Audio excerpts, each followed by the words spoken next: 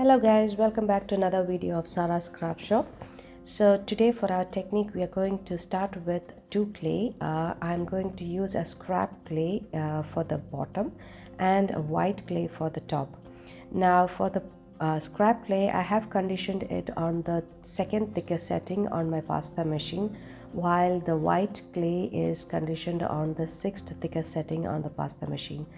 I'm going to stack one on top of each other. While doing that, I'm making sure there is no air bubble that is trapped between the two clay. Then I'm just going to trim off the edges.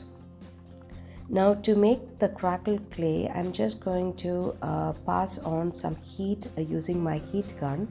The purpose is just to heat up the top part of the clay and not the bottom part. So here I have just passed the heat maybe less than a minute. I'm just going to touch with my fingertips to make sure it's just hot enough. So now this is ready. This is just hot enough for me. Now what I'm going to do is I'm just going to use my acrylic roller and I'm going to roll it over my clay. So I just tried initially using some baking sheet to make sure that is to save my white clay, but it looks like I need a little bit more of strength to roll my clay in order to get those cracks for me. So in this process you can see that the clay is still soft from the bottom, so the scrap clay is actually still soft. Only the top part of my white clay is still hard. The acrylic roller is being rolled right now on top of the clay directly, and you can see that the cracks are now really coming to show up. The cracks are really tiny ones, and I like that. That's exactly what I was looking for. Now if you see that the clay is moving more apart, you can just press it together because the clay below is still soft.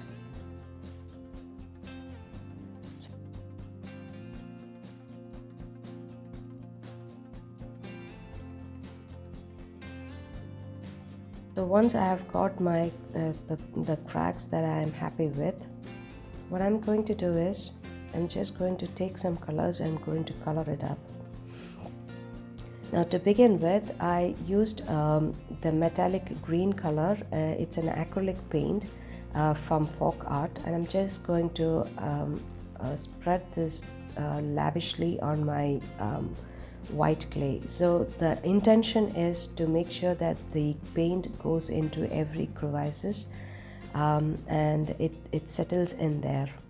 So it gives a nice tint on my white clay. So I'm just going to make sure the paint is going really into the cracks. When you're applying the paint, just make sure that it is applied generously so that the paint can really go into the cracks. So there are big cracks, there are tiny cracks. So I want them, every cracks have to be filled with this paint.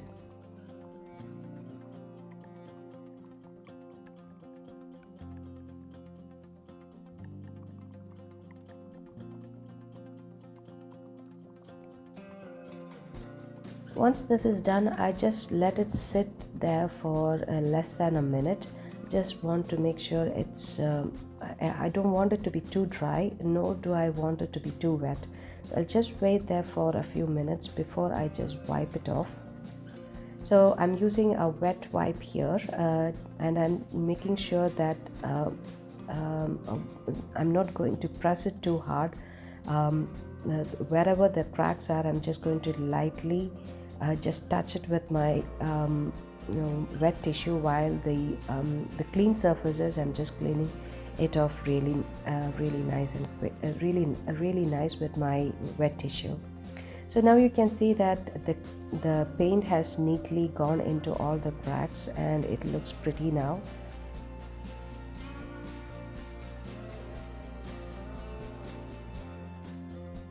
Now once this is done, I'm just going to take a mica powder. This is a seashell color. It gives a nice fluorescent seashell color on this. So I'm just going to rub the mica powder on this clay. So this is not for the cracks. This is mainly for the surface of the of the white clay.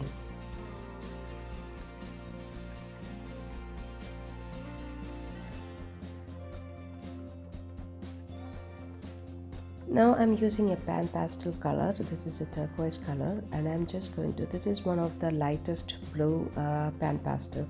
So I just want to give a sky blue color on top of my on my clay. So because of the mica powder, the pan pastel will not go too deep, so the color will not be too bright, and that's what I really wanted to. I wanted a shimmery blue color. So either if you have a shimmery blue mica powder, that would be sufficient. Because I did not have that, I had to go do the alternate option of doing it in a two-step. I had to use the seashell powder, and then again go with the pastel color of this turquoise color.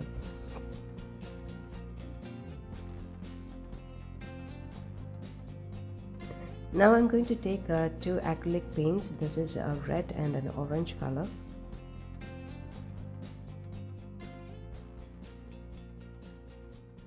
Here I want to try giving a nice sunset shade on half of my pendant. So I'm going to draw paint a straight line, and I'm going to smudge the orange color on top of it.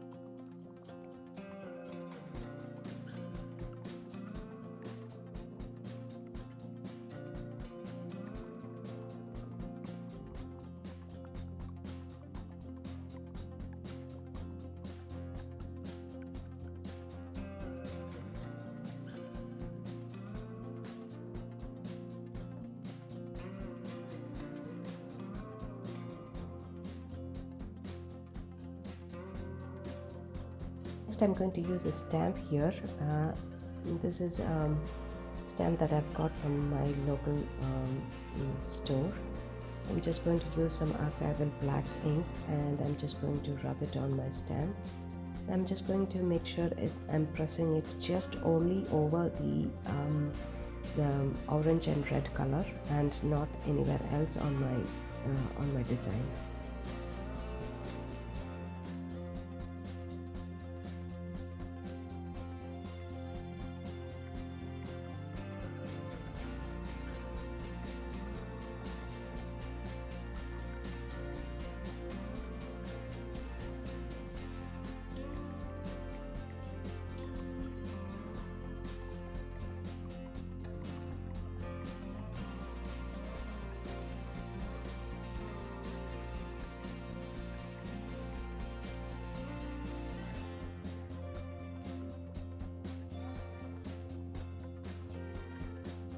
Once this is done, I'm just going to trim off the edges to get the pendant shape. So this is not going to be an easy process because I have to apply a little bit of pressure while I am cutting off the edges, because the top part of the clay is a bit hard.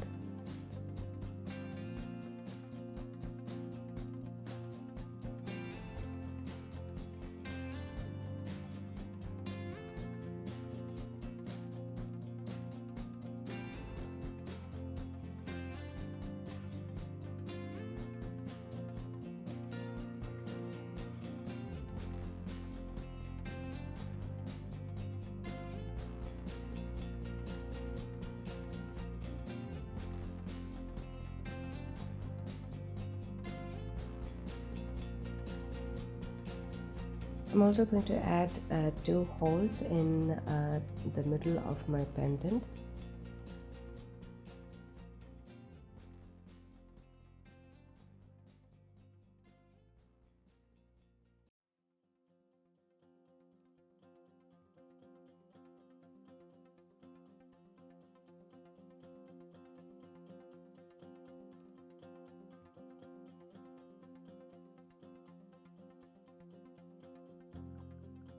Now that I'm happy with the trimmed off sessions, I'm just going to bake this on a oven.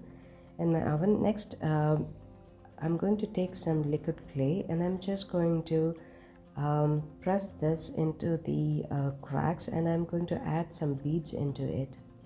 So I'm just going to use my needle tool here, and I'm just going to use it only on the orange side, not on the other side. I'm just going to take it only on the cracks, and on the edges I'm just going to lightly add some micro beads.